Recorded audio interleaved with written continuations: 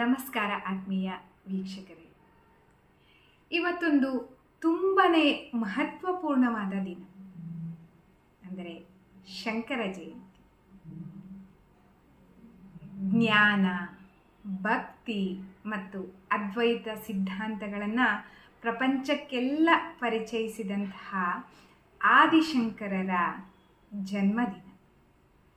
ಆದಿಶಂಕರರನ್ನು ನಾವು ಜ್ಞಾಪಿಸಿಕೊಳ್ಳುವ ಒಂದು ಸುಸಂದರ್ಭ ಅಂತ ನಾನು ಭಾವಿಸ್ತೀನಿ. ಶಂಕರ ಜಯಂತಿ ಅಂತ ಅಂದರೆ ಶಂಕರರು ಹುಟ್ಟಿದ ದಿನ, ಅವರ ಜನ್ಮದಿನ. ಆದಿಶಂಕರರ ಹುಟ್ಟುಹಬ್ಬ ಇದು. ಆದಿಶಂಕರರು ಅವರ ಬಾಲ್ಯದಲ್ಲಿಯೇ ಅತ್ಯುತ್ತಮವಾದ ವೇದದ ಜ್ಞಾನವನ್ನು ಪಡ್ಕೊಂಡ್ರು. ಭಾರತದೆಲ್ಲೆಡೆಗೆ ಸಂಚರಿಸಿ ಅದ್ವೈತ ವೇದಾಂತವನ್ನು ಅವರು ಪ್ರಚಾರ ಮಾಡಿದರು. ಎಲ್ಲರಿಗೂ ಅದರ ಜ್ಞಾನವನ್ನು ಕೊಡುವಂತಹ ಕಾರ್ಯವನ್ನು ಮಾಡಿದರು. ಜ್ಞಾನ ಕೊಡೋದು ಅಂತಿಂತ ಕೆಲಸ ಅಲ್ವಾ ವೀಕ್ಷಕರು? ಈಗ ಆದಿಶಂಕರರ ಪ್ರಕಾರ, ಅಂದರೆ ಅವರ ತತ್ವದ ಪ್ರಕಾರವಾಗಿ ಹೇಳೋದೇನೆಂದರೆ, ನಾವು ಮತ್ತು ದೇವರು ಬೇರೆ ಬೇರೆ ಅಲ್ಲ, ನಾವು ಮತ್ತು ದೇವರು ಒಂದೇ.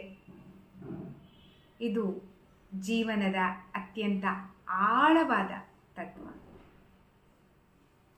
ಈ ತತ್ವವನ್ನು ನಾವು ಅರ್ಥ ಮಾಡ್ಕೋಬೇಕು ಅಷ್ಟೆ. ನಮ್ಮನ್ನು ನಾವು ಆಳವಾಗಿ ಅರಿತುಕೊಂಡಾಗ ಮಾತ್ರ ಈ ತತ್ವವನ್ನು ನಾವು ಅರಿತುಕೊಳ್ಳೋದಕ್ಕೆ ಸಾಧ್ಯ ಆಗುತ್ತೆ. ಆದಿಶಂಕರರು 4 ಮಠಗಳನ್ನು ಸ್ಥಾಪಿಸಿದರು. ಮತ್ತು ಆ ಮಠಗಳ ಮೂಲಕ ಧರ್ಮದ ಮಾರ್ಗವನ್ನು ನಮಗೆ ತೋರಿಸಿದರು.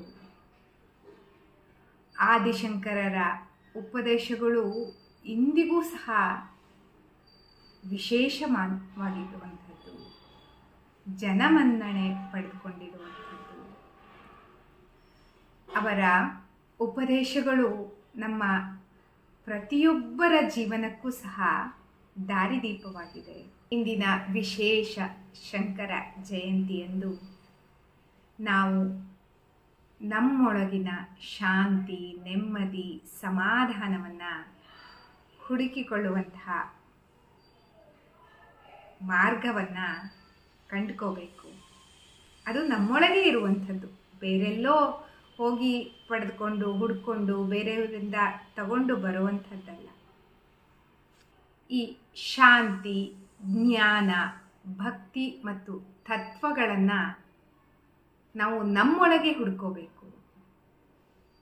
ಮತ್ತು ಆದಿಶಂಕರರ ತತ್ವಗಳನ್ನು ನಾವು ಅಷ್ಟೂ ಪಾಲಿಸಲಿಕ್ಕೆ ಅಥವಾ ಅಷ್ಟನ್ನು ಅಳವಡಿಸಿಕೊಳ್ಳೋದಕ್ಕೆ ಆಗದೇ ಇದ್ರೂ ಸ್ವಲ್ಪನಾರು ಅಳವಡಿಸಿಕೊಂಡು ಹೋದರೆ ನಮ್ಮ ಜೀವನ ಬದಲಾಗೋದ್ರಲ್ಲಿ ಯಾವುದೇ ಎಳ್ಳಷ್ಟು ಸಂಶಯವಿಲ್ಲ ವೀಕ್ಷಕರೇ.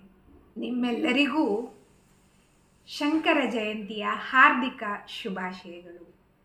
ನಿಮ್ಮ ಜೀವನದಲ್ಲೂ ಸಹ ಶಾಂತಿ, ನೆಮ್ಮದಿ, ಸಮಾಧಾನ ಎಲ್ಲವೂ ಸದಾ ತುಂಬಿರಲಿ ಅಂತ ನಾನು ಹೃದಯಪೂರ್ವಕವಾಗಿ ದೇವರಲ್ಲಿ ಕೇಳ್ಕೊತೀನಿ.